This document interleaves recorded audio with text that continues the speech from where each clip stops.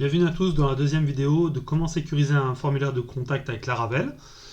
Donc pour faire un petit tour de ce qu'on va faire ici dans cette vidéo, on va apprendre à déployer le formulaire de contact pour le mettre en ligne et après on va apprendre à sécuriser le domaine en le mettant derrière un CDN Cloudflare. Donc qu'est-ce que c'est Cloudflare? C'est un service de CDN en fait avec des points de rebondance dans le monde entier qui va permettre de masquer l'IP réel de votre serveur, donc de votre site, et en même temps d'avoir un pare-feu, etc., avec des règles configurables sur mesure. Donc il y a plusieurs services de Cloudflare, donc je vous montrerai plus tard. Donc on verra tout ça dans cette petite vidéo. Pour revenir un petit peu à la vidéo d'avant, je vais revenir aussi sur une petite intégration qu'il y a à faire juste avant de mettre le site en ligne. Donc la petite intégration qui manque, c'est le rate limiter, que j'ai oublié d'intégrer précédemment. Donc le rate limiter, qu'est-ce que c'est? C'est une fonction qui est dans Laravel, qui permet en fait de limiter le nombre de requêtes par minute, par seconde ou par heure, ça dépend comment vous le configurez. Mais donc en fait si une personne fait trop de requêtes par minute, si par exemple vous configurez sur 4 requêtes par minute et que la personne rafraîchit ou qu'elle essaye d'envoyer 4 fois le message, et ben à partir de la quatrième, la personne peut être redirigée vers une page 429 ou alors vers un autre site où il y aura une page d'erreur en disant voilà, nous avons détecté un trafic inhabituel venant de votre adresse IP, veuillez revenir sur le site en cliquant sur le bouton. Voilà, c'est par exemple une solution que moi j'ai mis en œuvre sur mon portfolio. Mais après voilà, des solutions il y en existe des milliers, donc voilà, c'est juste pour vous montrer un peu le fonctionnement du rate limiter, qui est très très utile pour éviter tout ce qui est spam, ou alors éventuellement les attaques DOS, etc. Donc voilà, dans le code que je vous avais mis précédemment sur mon GitHub, qui était le formulaire de contact, où on avait intégré le CAPTCHA et la fonction onAPOT, on va aller dans le dossier app, dans le dossier provider, et ensuite dans root service provider. Donc si on voit bien, voilà, .php. C'est en gros le fichier de configuration du provider de toutes les routes du site en fait. Donc c'est ici qu'on va pouvoir configurer le rate limiters, etc. Donc si on voit, voilà, ici en gros on étend la fonctionnalité, la classe rate limiter. Et en gros ici on voit qu'il y a un premier rate limiter qui est configuré. Donc ici c'est pour la route API par exemple. Donc voilà, ici je vais venir ajouter un bout de code que j'avais déjà précédemment. Donc je vous expliquerai un petit peu le fonctionnement. Donc en gros voilà, ici donc sur la route contact, ici c'est la route oui, contact, donc c'est bien ça. Voilà. Ici on voit bien que j'ai nommé la route contact. Donc en fait pour cette route là, tout simplement je vais mettre une règle que voilà, si l'utilisateur est connecté, voilà, que l'utilisateur est authentifié, il a droit par exemple à 100 requêtes par minute. Donc voilà, on peut mettre beaucoup plus si on veut être tranquille. C'est une sécurité, parce qu'imaginez que la personne soit un utilisateur lambda, même qui soit authentifié, donc si par exemple c'est un blog communautaire et que vous avez des personnes mais qui ne sont pas vous et qui sont sur votre site, au moins ça permet d'avoir quand même une sécurité. Donc voilà, donc ça demande, voilà, si l'utilisateur est authentifié, il a droit à, par exemple ici à 10 000 requêtes, et s'il n'est pas authentifié, donc ça prend l'autre condition. Alors s'il fait plus de 3 requêtes par minute, après il est redirigé ici, donc il est redirigé vers netshell.pw. Donc ici entre temps j'ai changé le lien. Voilà, c'est pour vous montrer juste un exemple. Donc ça prend bien le nombre de requêtes par minute, donc 3 requêtes par minute par adresse IP de la requête. Et donc je vais vous montrer ce que ça va donner. Donc voilà, si on teste comme ça tout de suite, là comme ça n'ira pas. Donc 1, 2, hop, 3, 4, voilà. On voit que ça marche pas, il n'y a toujours pas de redirection. Donc pourquoi? Parce qu'il y a encore une petite manipulation à faire, tout simplement. Donc la petite manipulation, ça va être dans le dossier, dans le fichier web, qui se trouve dans le dossier route. Et donc il va falloir dire à la route, voilà, elle doit passer par le provider, donc par le rate limiter, qui a été créé pour la route contact. Donc qu'est-ce qu'on va rajouter? On va simplement rajouter, voilà, donc juste après le name, on va rajouter une flèche et on va mettre simplement middleware. Voilà. Voilà, on ouvre les côtes et on va mettre simplement throttle. Donc c'est hop, comme ça. Donc voilà, donc ici ça veut dire qu'en gros les personnes qui iront sur la page d'accueil, donc ici vu que ça sera le formulaire de contact, passeront par le middleware throttle, donc et ça ira chercher le rate limiter qui a été créé pour la route contact. Donc ça correspond bien au rate limiter contact qu'on a créé ici en gros. Voilà. Donc si on va sur le site, tout simplement, donc voilà, donc si on revient sur le formulaire de contact, il est toujours fonctionnel, il marche très très bien. Et donc on voit que voilà, si on rafraîchit plusieurs fois la page, tout simplement, on va être redirigé à un certain moment. Donc j'ai mis 3 requêtes par minute, voilà. Après, on est redirigé vers un... En gros, c'est une page HTML que j'ai fait, qui est sur un serveur à part, et qui est en gros tout le temps en mode sous-attaque Cloudflare. Donc en gros, s'il y a une attaque en get sur le site, et ben après un certain nombre de requêtes, ça sera redirigé vers ce serveur-là, qui est tout le temps en mode sous-attaque avec Cloudflare, et du coup qui va avaler l'attaque via la redirection du rate limiter. Donc tout simplement. Donc voilà un peu pour le principe. Donc voilà, donc concrètement au niveau du formulaire de contact, qu'est-ce que ça va avoir comme action? Ça va faire en sorte que voilà, si la personne se trompe de captcha, donc c'est vraiment un exemple pour vous montrer. Voilà, hop, si la personne rate le captcha et qu'elle réessaye, après un certain nombre de fois, ça va le rediriger. Donc voilà, si je réessaye voilà, de mettre ça par exemple, voilà, je vais être redirigé parce que j'ai fait trop de tentatives et que c'est des requêtes. Donc le rate limiter a détecté un certain nombre de requêtes qui étaient au-delà du nombre de requêtes autorisées et du coup a redirigé le trafic. Donc autre particularité, voilà, donc ici par exemple je viendrai à bien compléter le captcha, voilà, donc par exemple 31, voilà, j'envoie le formulaire, donc le message s'envoie bien.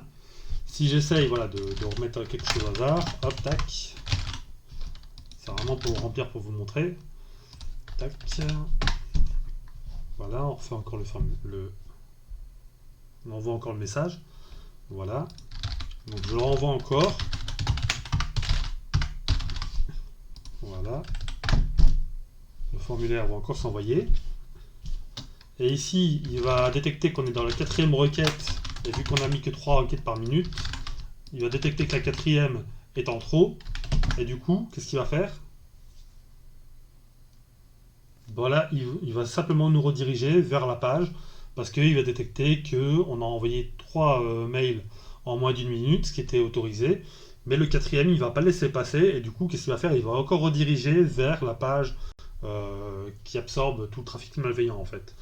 Donc c'est une fonction qui peut être vraiment importante contre les robots, les spams et autres problèmes qu'on peut avoir souvent sur un formulaire de contact. Si vous mettez aussi votre adresse mail sur le site pour éviter d'avoir des robots qui viennent scraper l'adresse mail, ce que je vous conseille aussi de faire, c'est de la concaténer avec du JS.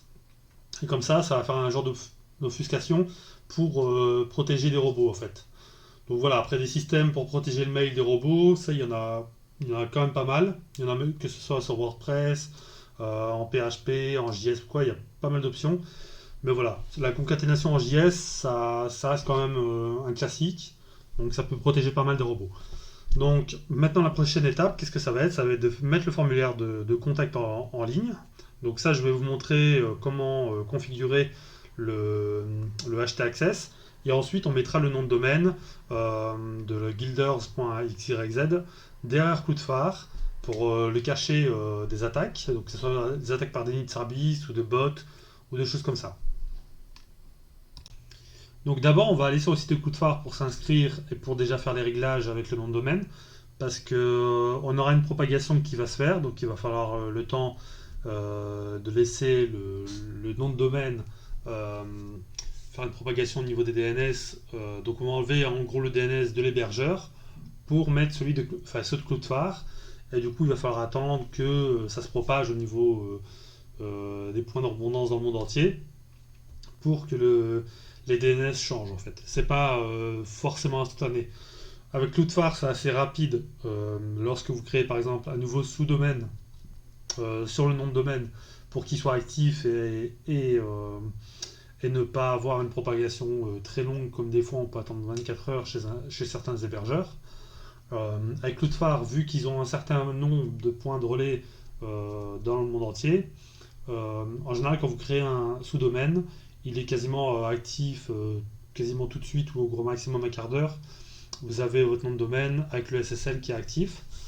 Mais ici, on va vraiment changer les DNS et donc le nom de domaine n'est pas encore chez eux. Donc ici, il va falloir attendre que ça soit activé.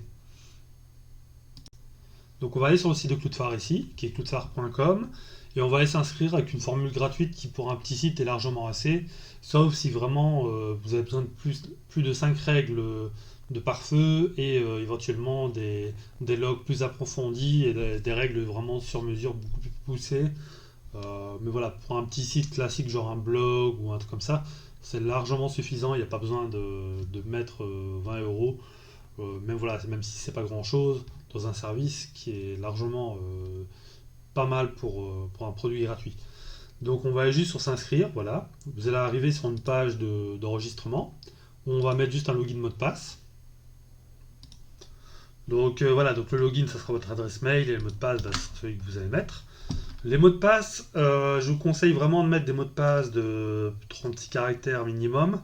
Le top c'est d'utiliser un gestionnaire de mots de passe du genre Bitwarden qui fonctionne très très bien, qui est open source, qui est sécurisé.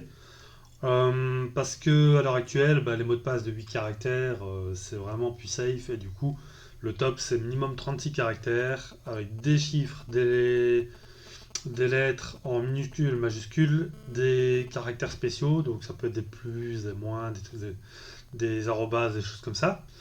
Mais le fait d'avoir une association d'ensemble de caractères pareils va rendre le mot de passe impossible à craquer avec les moyens actuels. Parce que 8 caractères avec brute force et une bonne machine, à l'heure actuelle, ça va très très vite. Donc voilà, donc c'est vraiment le minimum que moi j'utilise, c'est 36 caractères et c'est vraiment le minimum. Donc voilà, on va cliquer sur s'inscrire tout simplement. Donc voilà, il y a 2 minutes, j'avais eu un petit problème de manip dans la vidéo précédente dans laquelle j'avais fait le premier essai. Donc mon compte apparemment était déjà enregistré, malgré qu'il y avait un petit problème dans la connexion du formulaire. Donc ce que je vais faire, vu que apparemment mon mail est déjà enregistré, je vais juste aller sur se connecter. Voilà. Donc quand vous êtes enregistré, en fait, il va juste peut-être vous demander de confirmer le mail dans la boîte mail.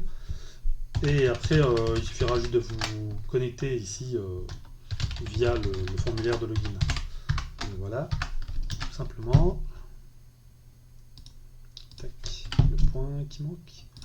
Voilà, donc si on se connecte, hop, voilà, tout simplement, je suis redirigé vers le dashboard. Voilà. Et on voit qu'ici le mail est tout nouveau. Donc il me reste à vérifier le mail, comme je vous avais dit. Donc je vais aller le vérifier. Je reviens tout de suite. Donc voilà, donc j'ai été vérifier l'adresse email. D'ailleurs, je ne comprends pas pourquoi il le met encore. Voilà. Donc, qu'est-ce qu'on va faire? Il suffira juste d'aller ici sur ajouter à un site, vu que j'en ai pas encore. Vous pouvez mettre plusieurs sites dans la formule gratuite. Voilà, donc on va juste mettre le nom de domaine, donc à savoir guilders.xyz où on va déployer notre site. Et on va faire ajouter un site. Voilà. Donc il va détecter les sous-domaines, etc., tous les réglages qu'il y a dans le DNS. Donc si vous avez webmail.guilders.xyz, etc., il va aller chercher tous les réglages par rapport au DNS existant chez l'hébergeur et il va vous ramener tout ça ici. Donc vous sélectionnez juste la formule d'en dessous qui est gratuite, voilà. On voit différentes fonctionnalités pour le reste. Voilà, donc là il est en train de chercher les enregistrements sur le DNS de l'hébergeur existant. Voilà, donc il les affiche. Donc ici actuellement je n'avais rien chez l'hébergeur existant, à part les réglages mail, etc. Ici il y a le DMARC et le SPF qui sont signés, et on peut encore aller chercher le DKIM qui lui n'a pas été repris apparemment. Donc je vais réintroduire le DKIM, voilà, hop, défaut domaine key, txt, voilà. Donc en fait, qu'est-ce que c'est ces réglages-là? En fait, c'est des réglages qui vont permettre d'intégrer des sécurités en fait à votre mail. Donc le SPF, c'est ce qui va autoriser, qui va dire voilà, c'est tel serveur légitime pour l'envoi de mail, c'est telle adresse IP, etc. Ou alors un CNAME ou un truc comme ça. Enfin voilà, ça je vous laisse aller regarder la doc parce que c'est un peu plus pointu. C'est vraiment des sécurités en gros qui vont permettre de rendre votre adresse email légitime quand vous allez envoyer un mail. Euh, c'est ce qui va permettre d'éviter des usurpations en gros, pour du phishing ou alors du spoof ou des choses comme ça. Donc là je rajoute tout simplement le DKIM, oui c'est ça le DKIM. On va aller sur continuer, donc il y a un FTP etc normalement qui sont sur le mail, sur le DNS, mais ça je ne vais pas les rajouter parce que vraiment je n'en ai pas besoin. Il a pris le 3W etc donc c'est bon. Le SPF, le serveur mail, etc. Donc voilà, donc on a tout ce qu'il faut de base. On va simplement aller sur continuer. Donc voilà, comme il vous dit ici, bah voilà, 24 heures de propagation. Donc voilà, ça c'est les DNS actuels de l'hébergeur. Donc vous allez simplement aller dans les réglages DNS de votre hébergeur euh, et changer par ceux de Cloudflare à la place. Alors voilà, ici j'ai attendu plus ou moins une petite heure que la propagation se fasse. J'ai juste été rajouter un record DNS que j'avais oublié, qui était le record de la racine, qui n'avait pas été mis par défaut, et donc j'ai mis l'IP du serveur. Voilà. Vous avez un petit nuage ici, qui en fait signifie qu'en fait le record en question est proxysé, donc en fait ça veut dire qu'il va être caché par l'IP de Cloudflare, et ça vous pouvez l'enlever juste en désactivant le proxy ici. Donc c'est vraiment si vous avez une API ou quoi qui doit vraiment passer euh, en dehors du proxy, ici au moins vous pouvez le désactiver. Donc voilà. Donc ici vous voyez que sur l'écran d'accueil qui est bien marqué que Cloudflare protège le site. Donc ça veut dire que les DNS sont bien activés. Donc si on se rend sur le site, on va voir tout simplement qu'il est activé. Voilà. Donc ça c'est la page d'accueil par défaut. Donc ce qu'on va faire, on va aller mettre le formulaire de contact en ligne et après ce qu'on fera, on fera un petit tour d'aperçu de Cloudflare pour les différentes options pour voir comment configurer la sécurité avec le pare-feu. Donc voilà, tout simplement ce qu'on va faire, je vais me rendre voilà, sur le site de Guilders, voilà, hop, on va ajouter la clé au cache. Voilà, vous avez un dossier qui s'appelle public HTML, on va aller dedans, on va supprimer la page welcome qui était la page qu'on a vue précédemment. Et donc je vais aller chercher tout le contenu de mon projet. Donc ce que je vais faire, je vais compresser le dossier Vendor, que j'irai décompresser juste après. Donc voilà, vendor.zip. Ici j'ai pas de node module, mais sinon s'il y aurait des nodes modules, j'aurais fait pareil, tout simplement. Voilà, donc le zip est fini. Donc ici, on va prendre tout sauf le Vendor. On va tout glisser ici, donc dans le public.html. Non, d'abord j'ai oublié un petit truc, c'est d'aller mettre le projet en mode développement, en mode production, pardon, avant de le déployer. Donc je vais reprendre dans VS Code le projet. Tac. Et alors, pour mettre un projet en ligne, un projet Laravel, donc on va passer le site en HTTPS. On va mettre l'URL, donc ce sera www.builders.xyz par exemple, voilà, pour ce projet-ci. Là, à la place de local, on va mettre production. L'app debug, on va le passer sur false, pour pas qu'une personne tierce n'ait accès au débugage. Après, on va descendre tout en bas. Tac. L'app debug ici pour la debug bar de Laravel qu'on a upload dans la vidéo précédente, qui est la petite barre en dessous du site pour débugger, on va la mettre aussi sur false. Tac. Voilà, donc on a tous les réglages, SMTP, etc. qui sont déjà réglés, ça on ne change pas. Donc voilà, il y a juste que ça à faire, donc tac, on peut fermer. Voilà. Et ici maintenant on va tout glisser. Donc voilà. Donc on va tout prendre, sauf le vendor, on avait dit. Voilà, on va tout glisser. Tac. L'éditeur config, il n'a pas besoin. Donc on va juste prendre le point env et le point env. Voilà, juste le point env. Le artisan, le composeur. Donc tout le reste, on va le prendre aussi. Tac. Et on va glisser ça. Donc le temps que ça upload, je mets la vidéo sur pause et je reviens juste après. Donc voilà, pour vous expliquer un peu ce que j'ai mis dans le htaccess. Donc il y a ceci qui est un module qui est mis par défaut par l'hébergeur, qui a un module PageSpeed de Google qui permet d'accélérer le chargement. Ensuite, ici on a la redirection qu'on va forcer en fait pour passer du chemin sans 3W pour le forcer vers le site, enfin vers le nom de domaine avec 3W. Ici, on redirige le trafic en HTTP, donc sur le port 80, vers le HTTPS pour l'avoir avec le SSL. On ne donne ici accès que au dossier public, parce qu'en fait, si vous donnez accès à ce qu'il y a au répertoire parent, et en gros, la personne peut avoir accès au fichier .en, donc à vos logins, etc. qui est dedans. Donc très dangereux, donc surtout bien faire gaffe de rediriger d'office vers le dossier public pour pas qu'on ait accès à votre DB, etc. Donc ici on va masquer les informations du serveur, on va empêcher le listage des répertoires et après voilà, les protections XSS diverses et on interdit l'accès au htaccess, donc tout simplement. Donc ce fichier là je vais aller le mettre aussi dans FileZilla sur les répertoires publics HTML. Donc voilà, ici on voit bien que j'ai tout glissé. Et alors ce que je vais faire, je vais me connecter en SSH pour décompresser le dossier vendor, là, le petit zip, afin qu'il soit dézippé. Donc voilà, après je ne vais pas vous apprendre les commandes SSH ici, donc c'est SSH, le login le nom du serveur, IP pour le port si par défaut ce n'est pas le port 22. Donc voilà, tout simplement. Donc voilà, ici il nous demande d'accepter la clé en cache. Voilà. Donc ici je vais entrer le mot de passe. Voilà. Et donc ici je suis bien connecté. Donc si je vais dans public HTML, pour le répertoire qui donnera accès à la racine du site. Et ici je vais faire un unzip vendor.zip pour le dézipper.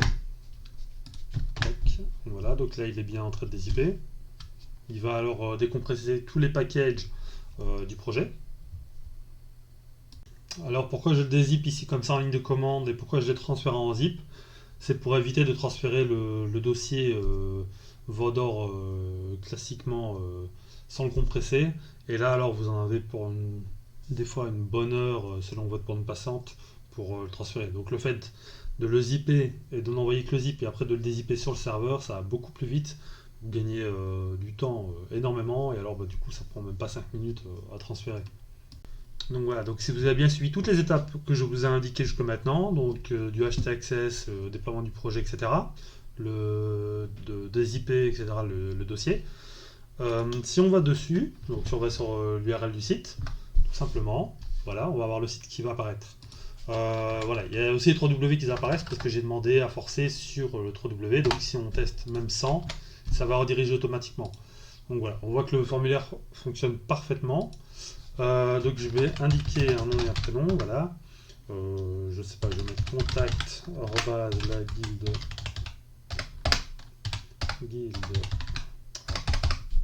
ça doit être indiqué pour tout le monde, web.org, voilà par exemple, un sujet et un message. Tac. Et alors je vais remplir le captcha ici. Tac. Et alors donc si je teste, voilà, tout simplement, ça va me mettre une petite notification en vert, votre message a bien été envoyé.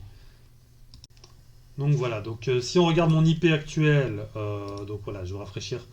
Donc c'est bien l'IP de mon VPN, donc c'est 194.110.13.51. Et si on va voir dans la boîte de réception de Guilders, bien sûr, c'est bien le mail que je viens d'indiquer. Donc voilà, on voit bien, c'est celui que j'ai envoyé.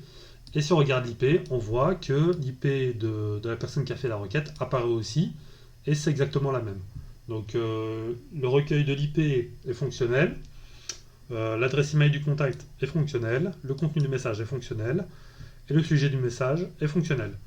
Et alors, quand vous allez recevoir le message du formulaire de contact, l'adresse email de la personne qui vous a envoyé le message sera celle que la personne aura indiquée dans le formulaire, donc l'email du contact. Voilà, comme ça, vous n'avez plus qu'à faire répondre. Et alors, à ce moment-là, voilà, il y a tout qui est déjà indiqué, vous n'avez plus qu'à répondre à la personne. Donc voilà. Donc la prochaine étape, on va passer à Cloudflare maintenant, vu que le site est parfaitement fonctionnel.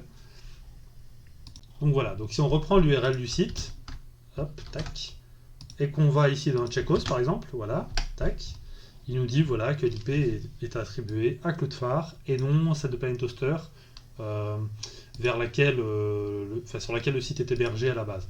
Donc à la base, l'IP était 185.221.182.73, et maintenant, celle qui apparaît publiquement, c'est celle de Cloudflare. Donc le fait d'avoir cette IP qui apparaît devant l'IP réel, c'est un genre de bouclier qui va protéger en cas d'attaque. Donc je vais vous présenter maintenant toutes les petites fonctionnalités de Cloudflare. Donc voilà, donc ici vous avez pour commencer voilà, le panel d'aperçu général. Donc un raccourci vers le bouton pour vider le cache, les paramètres DNS, mais ce qui va nous intéresser c'est la particularité de Cloudflare, c'est le mode sous attaque. Donc dès que vous allez mettre le mode sous attaque, voilà, si par exemple on prend tac tac tac, je vais prendre une fenêtre navigation privée, tac, je reste bien sûr là, voilà. Donc que je vais sur le site maintenant, voilà, il y a bien une petite vérification qui va aller checker, voir si je ne suis pas un robot ou un trafic malveillant. Donc ça c'est le fameux mode sous attaque du Cloudflare qui va vous protéger des attaques DDoS en grosse majorité. Donc voilà, si vous n'êtes pas un trafic malveillant d'office, vous serez redirigé sur le site. Par contre, le trafic malveillant, lui, va être isolé vers Cloudflare, vers un honeypot de chez eux. Donc voilà. Donc ça, c'est vraiment la première fonctionnalité. Après, voilà, vous avez le mode sous développement, etc. Mais bon, ça, je ne vais pas trop m'étaler dessus. Après, on peut désactiver le mode sous attaque de Cloudflare et indiquer le niveau de sécurité qu'on veut. Donc moi, par défaut, je mets haute pour être tranquille. Voilà. Alors, donc ici vous avez un onglet analytique qui est un peu un analytique un peu à la Google, mais pour voir un peu le trafic qui est sur notre site, la bande passante, le nombre de visiteurs, voilà, on peut avoir sur plusieurs périodes. Après, on a l'analytique de sécurité, voir l'analytique en fait du nombre de trafic malveillant, par exemple, qu'on a eu, le nombre d'attaques bloquées, etc. Ensuite, on a les performances, etc. Donc voilà, ça je ne vais pas trop m'étaler dessus parce que c'est pas vraiment le sujet de la vidéo. Donc je vais passer directement à DNS. Ici dans DNS, c'est ici qu'on va pouvoir régler des réglages, qu'on va pouvoir rajouter des réglages pour notre nom de domaine. Donc soit on va rajouter un TXT par exemple pour vérifier un nom de domaine à Google ou autre. Ici on veut rajouter de l'IPv6 et enfin voilà, c'est très vaste. Alors, vous avez la fonctionnalité email qui va vous permettre de créer des emails, on va dire, factices qui vont rediriger votre email réel, par exemple pour vous protéger des robots et autres. Ensuite, ce qui va nous intéresser particulièrement, c'est la rubrique SSL TLS. Et donc, c'est ici qu'on va pouvoir gérer tout ce qui est le certificat SSL et les autres options. Donc, moi, par défaut, je mets toujours complet strict. Voilà. SSL recommandé, voilà. C'est ce qui va vérifier en gros que le SSL est bien activé sur le site. Donc, certificat de périphérie. Ici, on va aller, c'est le certificat qui est créé par défaut par Cloudflare. Donc, toujours utiliser HTTPS. On va activer le HSTS. Voilà. Donc, ça a encore des fonctionnalités de protection en plus. Alors, tac, on va mettre 6 mois, recommandé, voilà, appliquer, préchargement, en tête no sniff, malgré que je l'ai déjà mis dans le htaccess, parce que là par défaut ça va le mettre d'office à tous les sous-domaines. Version TLS, moi je la mets à la dernière version pour être tranquille. Alors, surveillance de transparence des certificats, en fait c'est si un organisme émet un nouveau certificat SSL pour votre nom de domaine, et bien en fait Cloudflare va vous envoyer un mail pour vous prévenir qu'un nouveau certificat aura été généré. Donc ici, je ne vais pas l'activer, mais par défaut, voilà, c'est un domaine factice. Mais voilà, si c'est un vrai domaine d'une société ou d'un truc à vous, c'est toujours bien l'activer, parce qu'au moins, comme ça, si quelqu'un génère un certificat pour vous, vous le savez. Réécriture automatique HTTPS, voilà, c'est comme je vous ai expliqué, c'est pour forcer la réécriture de HTTP vers HTTPS. Ça on le laisse par défaut aussi. Certificat client, c'est ici qu'on va générer un certificat SSL pour notre site. Donc moi je le mets en ECC par défaut. Le certificat, on peut choisir la validité qu'il peut avoir, donc on peut le mettre 10 ans, 15 ans, etc. Donc je laisse 10 ans par défaut. Voilà. Donc ici voilà, clé privée, qui est publique. Ensuite on va cliquer sur OK. Voilà. Et donc là vous avez un certificat Cloudflare généré pour votre site. Alors, certificat d'origine, voilà. On va créer un certificat TLS aussi, en ECC aussi, toujours. Je vais le mettre sur 15 ans par défaut, créer. Donc ça, je vais vous laisser un peu aller voir les différents types de certificats, enfin les différents types de fonctionnalités au niveau des certificats vous-même, parce que la doc elle est vaste et je pourrais faire plusieurs vidéos dessus. Mais voilà, c'est pas vraiment la matière de cette vidéo-ci. Donc voilà, dès qu'on a créé le, le certificat TLS, donc que vous aurez cliqué sur OK. Ensuite, on va venir dans mon mode personnalisé. Voilà, ici c'est vraiment si vous voulez d'autres réglages par rapport à votre certificat SSL, donc les personnaliser ou autres. Donc ça, je vous laisserai voir. C'est dans la doc Cloudflare qui est très bien faite. Alors ici, dans l'onglet sécurité, vous avez les logs des requêtes qui ont été faites sur votre pare-feu, sur votre site, dans le pare-feu. Et donc voilà, il y a plusieurs détails intéressants. Donc voilà, on a l'identifiant, on a l'hôte, la page, enfin dans l'URL qu'il a été voir. On a l'adresse IP de la personne, à quelle organisation ça appartient. On a le pays, le niveau de sécurité, si l'action qui a été faite, donc ici c'est un défi JS, donc pour tester voir si le trafic est malveillant ou pas. Donc voilà, donc ici c'est parce que voilà, le site vient d'être mis en ligne. Moi, sinon tous les logs des requêtes, donc comme les logs d'un serveur web classique, apparaîtront ici. Ensuite vous avez WAF qui va permettre de créer des règles, donc ça je vais y revenir après. Je vais venir d'abord dans bot, donc ici je viens de l'activer il y a 2 minutes, donc on va activer le mode contre les bots, et en fait c'est un mode qui va permettre de bloquer les bots malveillants. Par contre, si vous avez du référencement, n'oubliez pas de mettre les Googlebot et autres bots de référencement euh, dans une règle pour bypasser cette règle-là, parce que sinon ça va bloquer votre référencement. En fait, Google va être bloqué pour checker votre site, pour le référencer, du coup vous serez déréférencé. Donc ça je vais vous montrer juste après comment faire. Donc après on a l'onglet DOS, voilà, où on peut configurer les règles qui sont déjà préconçues. Donc en fait voilà, si on regarde, c'est des règles préconçues contre les attaques des DOS par exemple. Et voilà, il y en a plusieurs. Donc ça je vous laisserai un peu lire la doc. Donc on va donc configurer. Donc là moi j'ai mis deux actions par défaut. Donc j'ai mis CAPTCHA hérité. Et la sensibilité des règles, j'ai mis sur le plus élevé pour être sûr d'être tranquille. Ensuite, on va aller dans WAF, donc comme on avait dit, pour configurer une règle. Et alors ici, on pourra configurer plusieurs règles. Donc voilà, donc si vous voulez permettre à Google de bypasser, par exemple, euh, le blacklistage des bots, vous avez son numéro d'AS autonome, donc c'est un numéro d'AS, c'est un genre d'identifiant du réseau auquel l'adresse IP appartient. Donc ça, je vous laisserai un peu regarder le numéro d'AS de Google, ou alors vous pouvez faire un autre réglage, voilà, nom d'hôte ou autre, ou alors bot connu par exemple. Et alors ici, après, vous avez plusieurs options qui permettent de configurer des règles sur mesure. Voilà, si par exemple vous voulez bloquer l'Asie, vous allez ici, alors voilà, Asia est égal, et alors l'action à faire, donc ça sera, voilà, si ça vient d'Asie, on met un captcha, un défi JS ou un captcha, ou alors on bloque, ou alors on permet de contourner, etc. Donc ça, je vous laisserai vous-même configurer vos règles. Ou alors voilà, si vous voulez bloquer plusieurs adresses IP dans une liste, vous venez dans adresse IP, adresse source de l'adresse IP, vous mettez et dans et alors ici vous pourrez rentrer plusieurs adresses IP, voilà, tac. Euh, voilà, c'est une IP locale, mais bon, c'est pour vous montrer.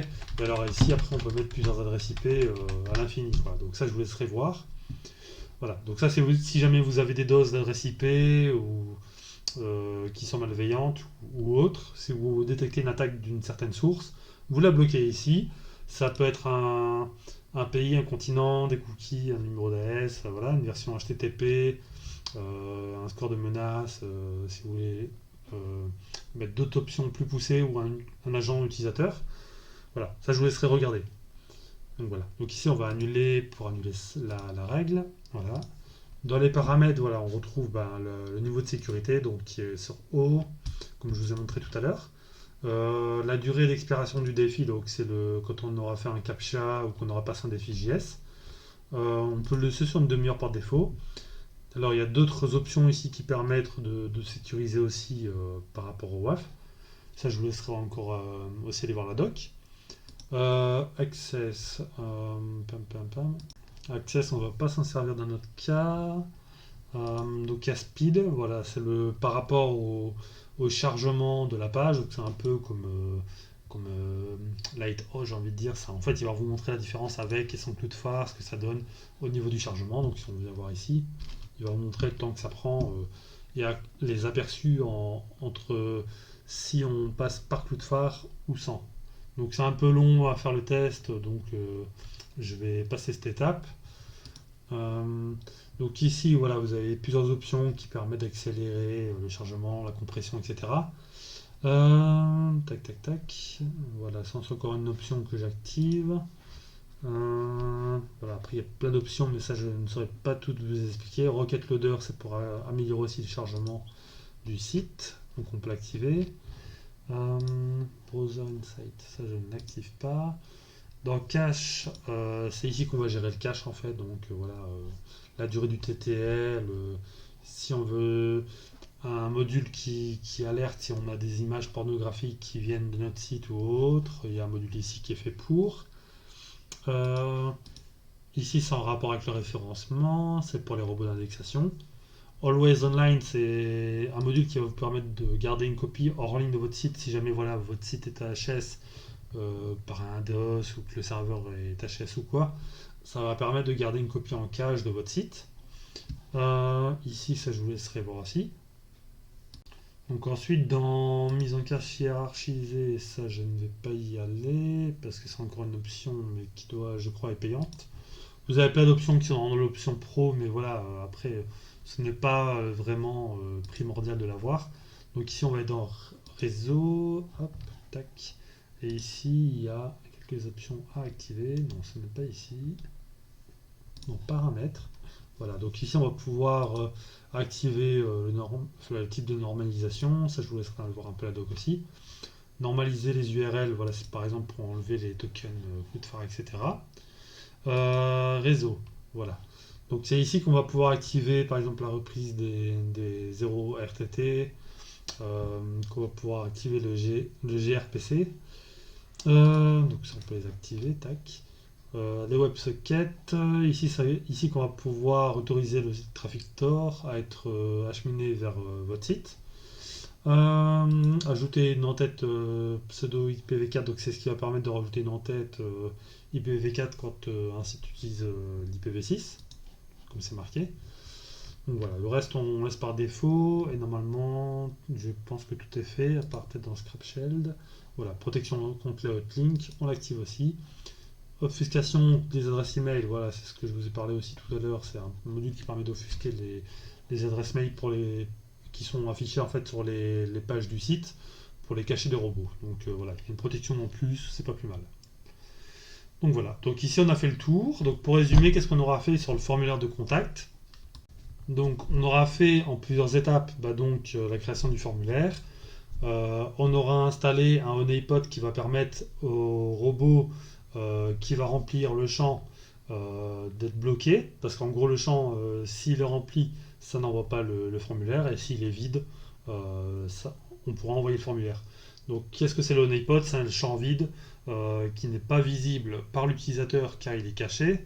J'avais mis une classe displayNone dessus pour pas qu'on le voit sur la page. Ensuite, on a le CAPTCHA qui va être un code, un petit code à rentrer ou alors une addition à faire. Donc pareil, ça le robot va être bloqué aussi par ça. Ensuite, après le honeypot et le CAPTCHA, on a le rate limiter qui va permettre de bloquer et de rediriger à partir d'un certain nombre de requêtes l'utilisateur ou le robot. Et ensuite, on a clou de phare qui permet de cacher l'IP réel de votre serveur.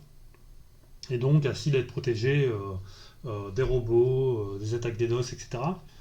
Et par défaut, normalement, si je ne me trompe pas, quand vous avez un site sur clou de phare et que lui détecte qu'il y a un gros trafic malveillant qui vient attaquer votre site, je crois qu'il active par défaut le mode sous-attaque.